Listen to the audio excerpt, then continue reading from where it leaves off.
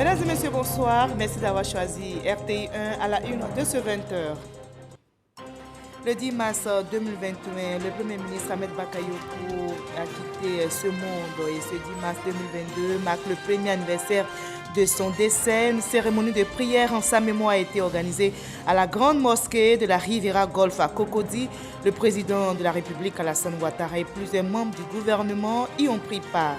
C'était l'homme du dialogue politique, Ahmed Bakayoko. Le dossier politique de ce 20h revient sur les actions posées sous sa houlette au nom de la paix. La phase 5 du dialogue politique, couronnée par une signature à l'unanimité de tous les acteurs, le 4 mars dernier, est historique et honore sa mémoire. Le travail continue. Le Premier ministre Patrick Kachi vient de lancer les travaux d'assainissement et de drainage des eaux pluviales à Anonkwa-Kouté dans la commune d'Abobo. Il a donné le premier coup de pioche aujourd'hui. La réalisation de ces ouvrages permettra de protéger près de 246 000 ménages des phénomènes d'inondation. Le Massa, le marché des arts du spectacle d'Abidjan se poursuit. Près de 200 spectacles sont au programme. La Nuit des Dames est un spectacle animé par plusieurs vedettes de la mode, de l'humour et de la musique. Plusieurs personnalités féminines y prennent part. Soyez les bienvenus sur RTI1. C'était le 10 mars 2021. La Côte d'Ivoire perdait l'un de ses illustres fils, le Premier ministre Ahmed Bakayoko. Ce 10 mars 2022 marque le premier anniversaire de son décès. Une cérémonie de prière en sa mémoire a été organisée à la grande mosquée de la Riviera Golf à Cocody. Le président de la République, Alassane Ouattara, et plusieurs membres du gouvernement y ont pris part. Abdoulaye Koné pour le reportage.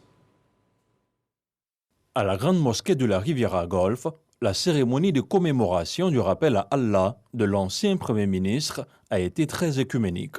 اللهم زينا بزينة القرآن وأكرمنا بكرامة القرآن وألبسنا بخلاط القرآن. Dans un équilibre entre prière, zikr et psalmodie du Saint-Coran, le chef de l'État, le président Alassane Ouattara, des membres du gouvernement, des présidents d'institutions et de groupements politiques ont formulé des prières ce jeudi pour le repos de l'âme de l'ancien Premier ministre Ahmed Bakayoko. En plus des prières, des dons et des témoignages ont également marqué la cérémonie de ce jour anniversaire. De son côté, la grande famille Bakayoko n'a pas manqué de remercier le chef de l'État. Les familles sont très sensibles et reconnaissantes à l'importante présence en nombre et en qualité des guides religieux, des imams, sous l'autorité spirituelle du Cheikh Aïma Ousmane Diakité, qui, à travers la lecture intégrale du Saint-Coran et leur invocation, ont prié pour le repos de l'âme de notre regretté Ahmed Bakayoko. C'est le lieu de renouveler notre infinie gratitude à tous ceux qui n'ont cessé de nous apporter leur soutien spirituel, moral et matériel tout au long de cette douloureuse année qui a précédé le départ de son autre grand frère, Amadou Gon Coulibaly.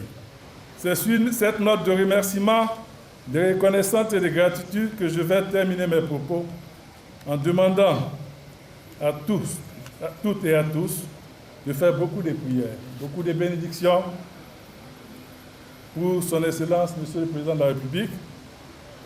Que Dieu lui accorde longue vie, beaucoup de santé, afin qu'il puisse continuer à guider cette nation dans la paix.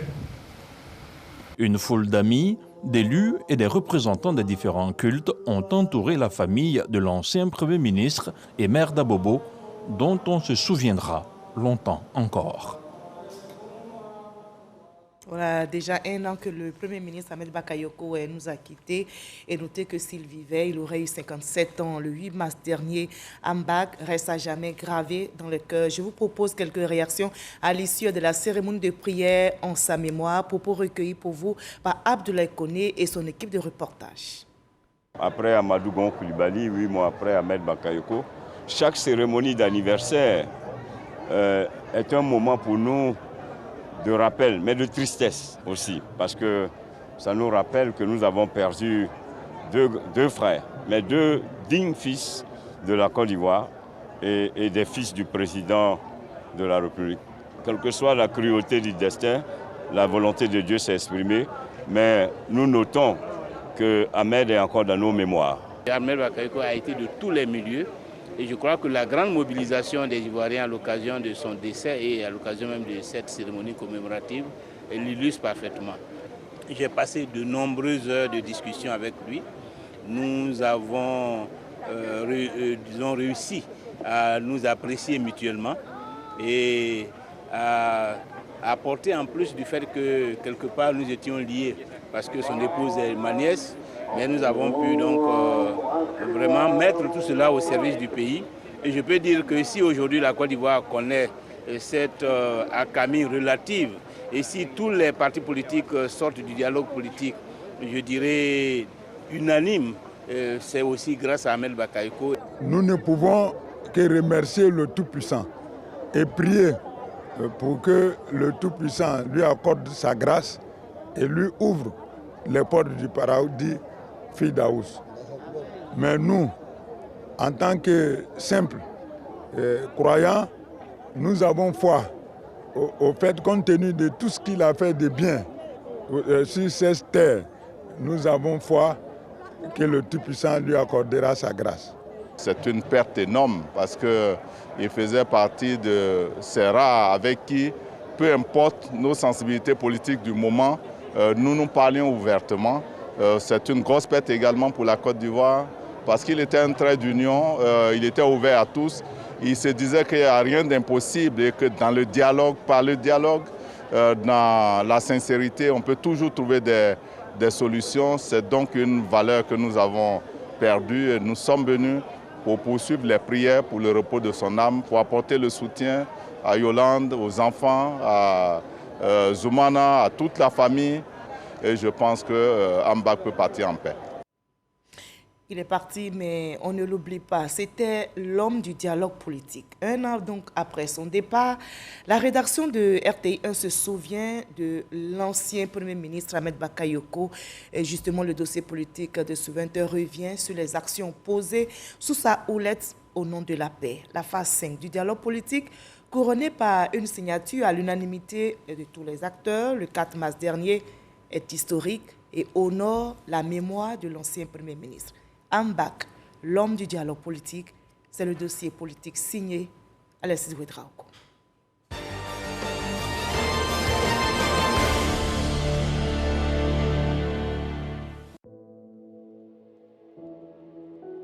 Nommé le 30 juillet 2020 Premier ministre, ministre de la Défense, Ahmed Bakayoko prend officiellement fonction le 4 août 2020 à la primature. Son mandat, il le place sous un mot-clé, le dialogue. Aujourd'hui est à proprement parler mon premier jour de travail. J'ai voulu le consacrer à des échanges avec les animateurs politiques de notre pays. Ma conviction, c'est que quand nous parlons, et quand nous parlons bien, les choses sont très différentes. S'il est un exercice auquel Ahmed Bakayoko était bien rompu, c'était sans conteste celui de la conciliation. Sur instruction du chef de l'État, il relance le dialogue politique dans sa phase 4. Une initiative saluée par les principaux acteurs de la scène politique. Pour Ahmed, il faut se parler en tout temps et regarder à l'intérêt supérieur de la nation. La politique, c'est la politique et le champ de bataille de la politique, c'est les élections, les urnes, les campagnes politiques. Mais après ça, il y a la relation humaine entre les gens. Il ne faut jamais que la politique soit au-dessus de la relation humaine. C'est très important. Et moi, vous savez que c'est un de mes principes. Il y a des gens avec qui je ne suis pas d'accord, mais on se voit, j'ai des visites, ils me visitent et on parle de tout. À 3 mois de la présidentielle 2020, il faut garantir un climat apaisé. Ahmed Bakayoko est sur le terrain, tantôt en ville, tantôt dans les régions les plus reculées. Son message est d'abord pour la jeunesse qui l'invite à se départir des querelles politiciennes. Chers jeunes, sachez-le, quand nous, les acteurs politiques, quand les hommes politiques, on fait nos arrangements, on fait nos accords politiques, on ne vous appelle pas. Quand c'est bon entre nous, en haut là-bas, on ne vous appelle pas. Mais quand on a quelques accords, c'est là qu'on vous appelle pour que vous puissiez porter par des batailles de rue ces accords. Vous devez dire non à la violence. Face aux acteurs politiques, son discours est privilégier toujours le dialogue. Bien heureusement, dans notre pays, toutes les parties ont gouverné. Toutes les parties ont connu un cheminement dans l'opposition. Donc chacun connaît les contraintes de l'État. Et chacun aussi connaît les enjeux des opposants. Donc nous devons pouvoir nous parler, franchement. Et savoir, comme je dis, raison garder, pour voir qu'est-ce qui est possible et qu'est-ce qui ne l'est pas. Mais que le fil du dialogue soit permanent. Et quand malgré tout la crise post-électorale éclate, les rencontres se multiplient. Il n'y a pas une famille pétée, qu'il n'y a pas une grande famille alliée, qui soit Akan ou qui soit Malinki. Il n'y a pas un Bété qui n'a pas un ami fort, un ami d'enfance, Djoula ou un Baoulé. C'est ça notre vie, notre réalité. Que la politique ne vienne pas déranger ça. Chers parents, mes chers frères, je suis venu ici pour vous dire, restez en paix. Aujourd'hui, ce qui compte, c'est le développement, qu'on sorte de la pauvreté. Et c'est l'ambition que porte le président Ouattara avec son gouvernement. Quand les positions se durcissent, il ramène tout le monde à la table des échanges. Recomposition de la commission électorale indépendante, accord sur le nouveau code électoral, autant de sujets creusés dans les négociations. Notre responsabilité à tous est de persévérer dans cette voie de la concertation pour consolider les acquis du présent dialogue politique. Ce 4 mars 2022, moins d'un an après son décès, la phase 5 du dialogue politique a refermé ses portes à la primature. Pour la toute première fois, partis, groupements de partis politiques et organisations de la société civile ont signé à l'unanimité le rapport final. Ahmed Bakayoko l'avait prédit.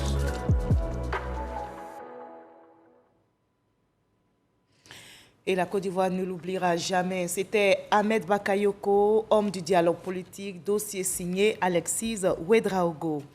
Et le gouvernement poursuit le travail. Le gouvernement, justement, est au front contre les inondations. Le Premier ministre Patrick Kachi vient de lancer les travaux d'assainissement et de drainage des eaux pluviales à Anokwakouté et à Bobo. Il a donné le premier coup de pioche aujourd'hui. La réalisation de ces ouvrages mettra donc à l'abri des inondations près de 246 000 ménages, nous rapporte Alexis Ouedraogo. À Bobo, PK18, Ramata, Abiba, Madeleine et Angèle vivent dans cette cour commune. Chaque période de pluie, elles vivent un véritable cauchemar. Souvent, quand l'eau vient beaucoup de fois, tu sais, il n'y a pas qu'un niveau. L'eau là, ça vient et force. Souvent, grande personne, mais tu dis tu vas passer là. Il faut que tu attends d'abord l'eau là diminue un peu avant de sortir. Parce que quand les filles, les petites filles, là, les enfants là, sortent dans l'eau là comme ça, là, c'est... Pour voir là, c'est trop, donc ça prend. Mais comme on n'a pas les moyens pour aller par maison ailleurs, donc quand la pluie cesse, l'eau diminue, on est obligé de revenir encore. Donc nous, on cherche l'aide pour qu'on nous aider à faire de l'eau là. D'ici, ils sont venus arranger là. Nous sommes contents tellement que moi, je ne sais pas c'est quoi m'a dit. Ce jeudi, pour elle et tous les habitants du secteur, de bonnes nouvelles en perspective. Patrick Kachi vient lancer les travaux d'assainissement et de drainage des eaux pluviales. La construction des ouvrages de drainage des travaux pluviales qui va débuter aujourd'hui s'inscrit dans cette dynamique de transformation profonde de la Côte d'Ivoire et de notre commune en particulier par le président Alassane Ouattara et son gouvernement. Pour faire face au risque d'inondation, le gouvernement a entrepris avec le soutien de la Banque mondiale le projet d'assainissement et de résilience urbaine PARU. Le PARU vise donc le double objectif de la réduction de la vulnérabilité face aux inondations des zones urbaines et de l'amélioration de la gestion des déchets solides. Les travaux de construction d'ouvrages de drainage seront réalisés en 2 phases. La construction d'un réseau de drainage des eaux de plus de 7000 mètres de canaux et l'aménagement de 2 cuvettes et de 6000 mètres linéaires. Le ministre de l'Assainissement a invité les populations à collaborer pour la bonne exécution des travaux. Qu'on ne peut pas faire des omelettes sans casser des œufs. Vous avez vu tout à l'heure dans la projection ce que va devenir ce lieu. Je lance donc un appel aux populations installées sur les sites d'ouvrage, à Yopougon, à Cocody, partout dans le Grand Abidjan et même à l'intérieur du pays, d'accepter le sacrifice de partir volontairement pour que le gouvernement puisse assainir ces lieux pour le bien-être de tous. Patrick Achi, fils d'Abobo, célèbre la mise en œuvre de ce projet qui vient améliorer les conditions de vie des populations. Je ne peux pas oublier mon quartier. Ce projet paru de 155 milliards de francs CFA, c'est lui qui, d'ici seulement 15 mois, va changer le visage d'Abobo, la qualité de la ville. Saluant l'important soutien des partenaires au développement dans la Banque mondiale, le Premier ministre explique aux populations la nécessité de certains déplacements. On est obligé, lorsque votre maison se trouve sur l'endroit où l'eau va s'écouler, d'enlever ces maisons. Parce que sinon, elles vont faire un obstacle, ces maisons, à l'écoulement des eaux, et les eaux vont monter et inonder tout le quartier à cause d'une ou de deux maisons qui sont restées là et qui ont été construites sous le caniveau, là où l'eau doit passer. Donc, daignez accepter quelques difficultés, moyennant bien sûr indemnisation, pour que l'ensemble du quartier puisse avoir une vie meilleure. Patrick Achi invite les maîtres d'ouvrage des travaux de qualité dans les délais requis. Devoir de mémoire ce 10 mars sur la terre d'Abobo, celui d'un hommage à l'ancien Premier ministre et maire Ahmed Bakayoko. Ambak, de là où tu es, je sais qu'aujourd'hui tu es avec nous. Tu nous regardes. Tu vois cette ville continuer de changer avec Kandia, comme tu l'espérais, comme tu le voulais tant. Oui, comme tu le voulais, Abobo est et sera toujours Zo. Voilà, Abobo sera toujours Zo. 3 mois après la fin du recensement général de la population et de l'habitat, le ministère du Plan et du Développement livre les chiffres provisoires de cette opération. Le ministère du Plan et du Développement communique donc les résultats préliminaires qui sont les suivants. Et les résultats préliminaires du RGPH 2021 estiment à 28 millions l'effectif total de la population résidente permanente sur le territoire ivoirien. Les grandes tendances de la population à l'issue de ce recensement sont les suivantes. La taille moyenne des ménages au niveau national s'établit à 5,0 personnes. Le taux de masculinité demeure supérieur à 100, confirmant cette particularité de la Côte d'Ivoire où il y a plus d'hommes que de femmes. Le taux de croissance démographique est en constante baisse. L'urbanisation rapide de la population se poursuit. La population urbaine de 2021 est 7 fois supérieure à celle de 1975. La densité de la population est en croissante progression. Toutefois, les disparités régionales demeurent. Les régions du nord du pays restent encore faiblement peuplées. Abidjan se démarque par sa forte population et plus du 5e de la population totale vit dans le district d'Abidjan avec une densité 30 fois supérieure à la moyenne nationale. Et je vous conduis à présent au CESEC où le Collège des conseillers s'est réuni en séance plénière aujourd'hui. Et c'est la première réunion des conseillers économiques, sociaux, environnementaux et culturels depuis la rentrée solennelle de l'institution. Ils ont planché sur la mise en place des différentes commissions et sur le règlement intérieur de l'institution, nous rapporte Sidonie Davila. La 13e mandature du CESEC en plénière prépare les tests légaux qui vont régir le fonctionnement de l'institution. C'est un nouveau règlement qui va prendre en compte l'ancien et les nouvelles dispositions qui ont été prises par le chef de l'État, le décret, surtout le décret portant organisation et fonctionnement du Conseil.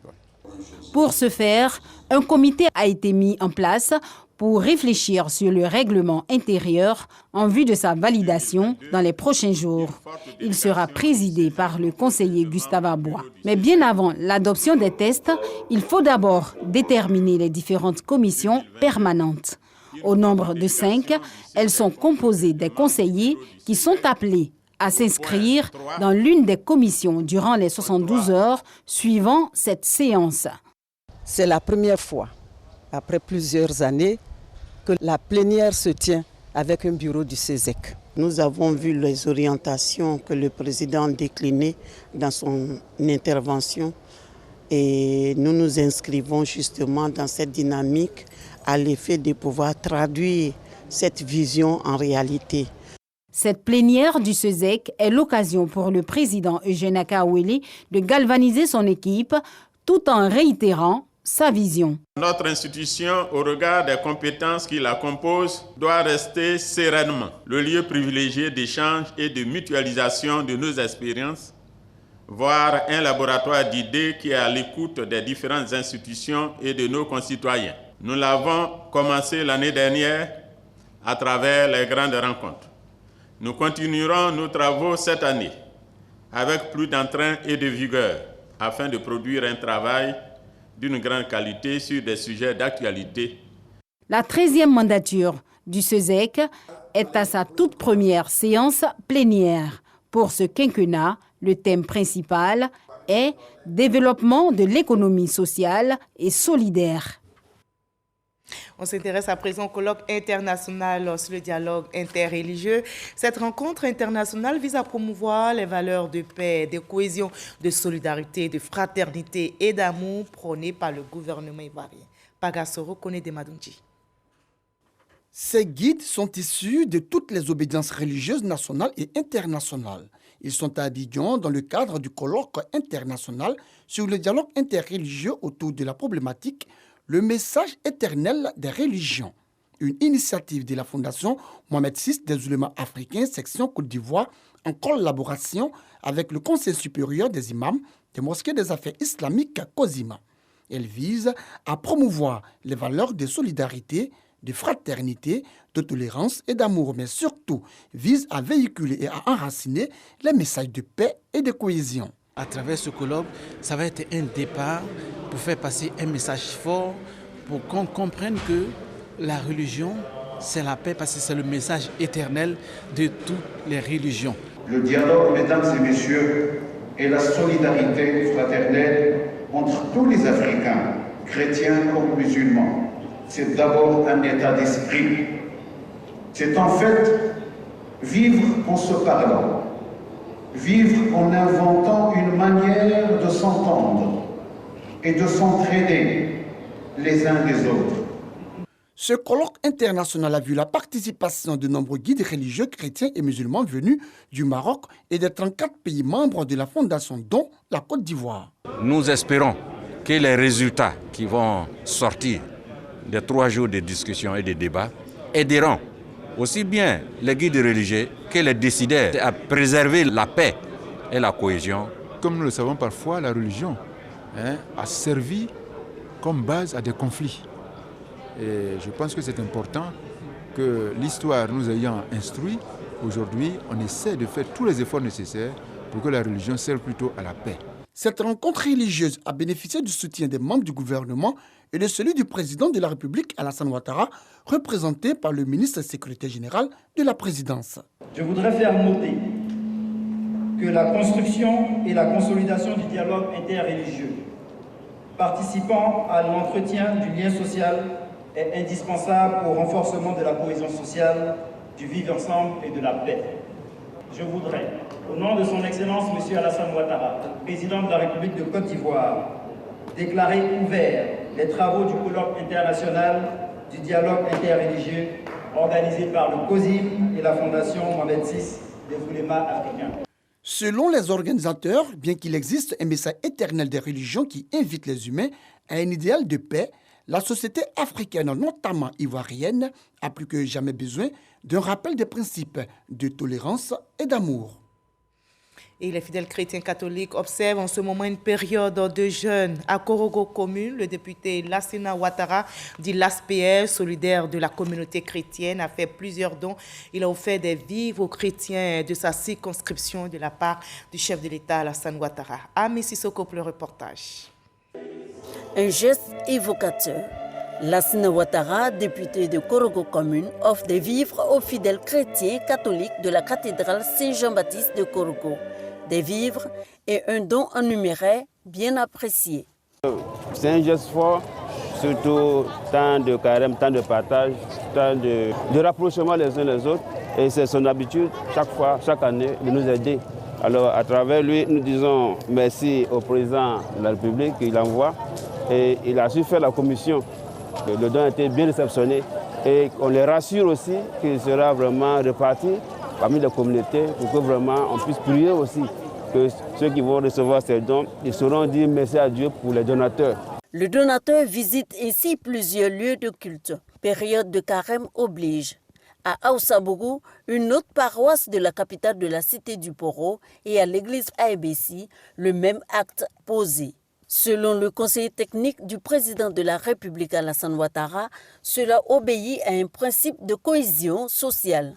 Au nom du président de la République, nous devons faire ce don au curé pour qu'il partage à la nécessité. Tout le monde actuellement a besoin de soutien.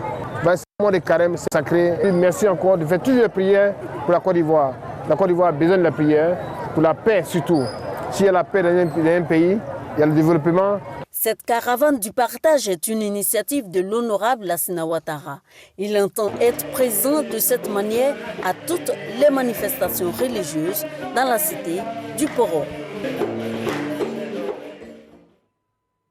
Et autre bonne nouvelle en ce moment de carême chrétien, et surtout pour les fonctionnaires et agents de l'État à la retraite ou encore en activité dans le district du Bassa-Sandra, la SEGRAE se rapproche d'eux. Une agence principale vient d'être ouverte à San Pedro. Plus de 14 000 personnes concernées pourront ainsi traiter leur dossier sur place, nous dit Sam Kona.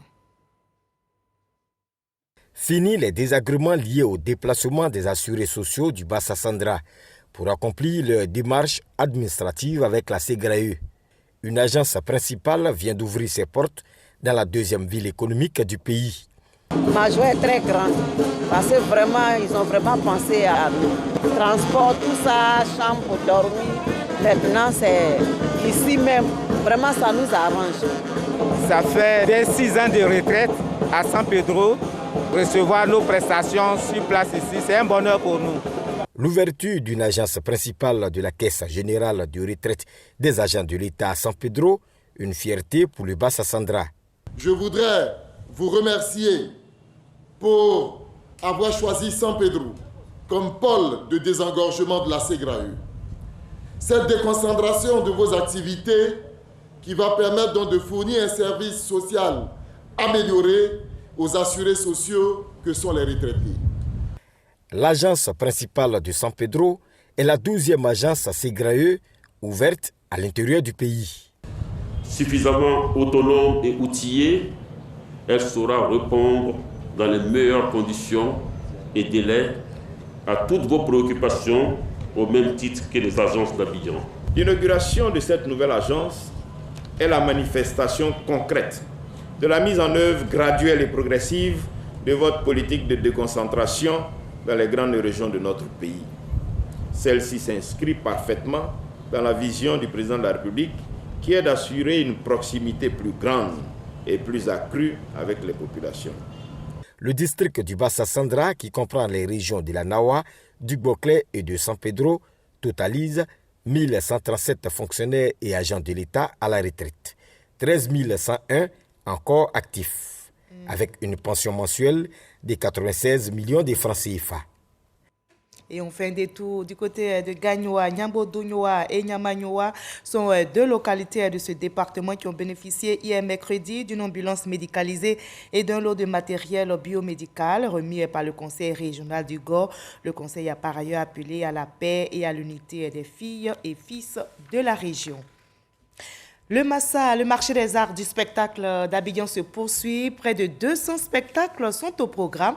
La Nuit des Dames est un spectacle animé par plusieurs vedettes de la mode, de l'humour et de la musique. Plusieurs personnalités féminines comme les ministres Arlette Badungé Sankwame, Nassene Batore y ont pris part. Serge Pakom Didi, Issa Chonayeo.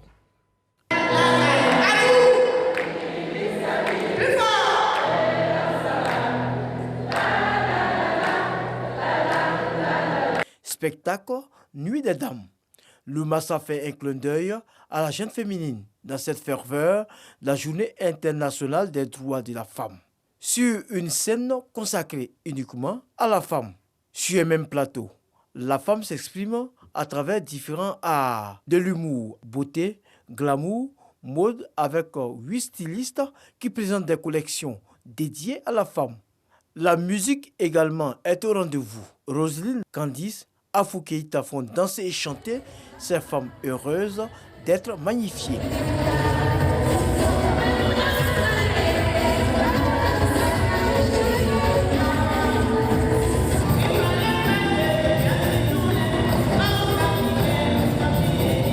De grandes notes de nostalgie avec la reine de Laoko, Antoinette Konan. C'est un plaisir pour moi d'abord de partager cette soirée avec nos responsables. Je suis venu jouer ma partition.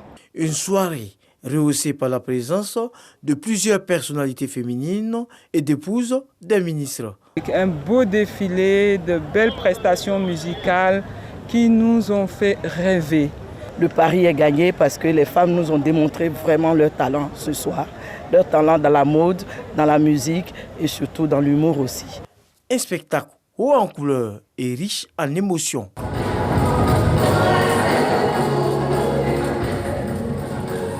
Et le massacre se déroule dans la très bonne humeur. Les autres localités gardent aussi le sourire avec l'émission Bonjour de RTI. L'équipe de production après Abidjan et des villes de l'intérieur met le cap sur Paris. Comment se prépare l'événement? Quel est surtout l'enjeu? Nous avons avec nous sur ce plateau le producteur délégué de Bonjour, Bamba Imsef. Bonsoir Bamba. Bonsoir Marie-Laure. Alors après Abidjan, l'intérieur du pays, Bonjour, Rallye Paris. C'est un peu la dimension internationale de Bonjour. Oui, effectivement. Est-ce que la capitale française est-elle prête à vous accueillir? Oui, je pense bien. On a déjà des émissaires sur place, en l'occurrence Ramatoulaye et Magnifique, qui sont déjà sur le terrain en train de vraiment donner déjà les couleurs et les notes, n'est-ce pas, de Bonjour Paris qui vont s'annoncer très bien. Il faut dire que Bonjour Paris est placé sous le haut patronage de Madame la ministre d'État, Madame Kandia Camara, également sous le coparrainage de l'ambassadeur Kwaku Banama Maurice. Et puis, bien entendu, il y a un challenger qui aujourd'hui accepte le riz, le sourire, Ouattara Draman, qu'on appelle Odé, qui nous accompagne à Paris et pour dire que le bonheur se trouve là où on veut qu'il soit. Et c'est la deuxième édition après 2014. D'autres humoristes, à part les trois que vous venez de citer? Oui, on a Agalawal, on a Papitou, on a Digbe Cravate. Les humoristes qu'on connaît donc. Oui, on a également le doyen Gou Michel, sans oublier, c'est la journée des femmes. Priscille, la dégameuse, sera de la partie. Et donc, Willy Dambo également, pour dire que ça va être une partie vraiment en hauteur. Parce qu'on attend véritablement, Paris attend depuis 2014. 2015, nous avons voulu relancer et en 2016, il faut dire, avec ce qu'il y a eu dans le monde, on a dû stopper. Vous parlez du Covid? Voilà. Non, avant le Covid, en 2015 déjà, et le Covid, c'était en 2020, quand on a voulu relancer la machine. Mais on a été freiné cette fois, Dieu voulant. Nous pensons que... C'est du bon. Et quel spectacle vous promettez donc? Alors, quelque chose de bien, quelque chose de formidable. Vous savez, Bonjour, il y a 15 ans, quand nous démarrons, c'était pour donner de la joie, du bonheur, de la gaieté, la convivialité.